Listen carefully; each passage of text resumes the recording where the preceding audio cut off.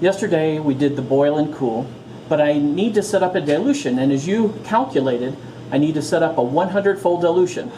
So I'm going to take 1 microliter of this boiled and cooled and put it into my freshly labeled tube for dilution. I'm going to get water, 99 microliters of water. So now I'm going to pipe that up and down to mix it like that. All right, so now I have my dilution of the boiled and cooled oligo.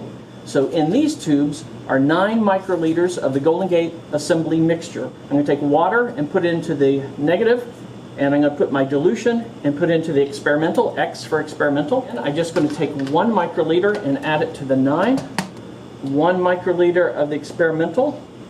That. Mix a little bit, make sure it's in there. And now I'm going to take 1 microliter of the negative control, which is just water. Add it to the negative control tube.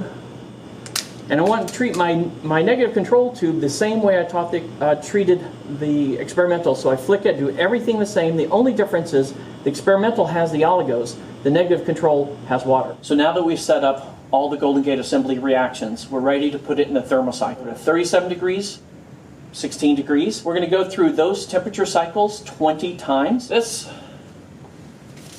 And then I close this down. And then I'm going to do this this program that says Golden Gate Assembly Normal. And then I'm going to say start. Now it's started. Okay, so we'll let this go. And after about an hour and a half, come back.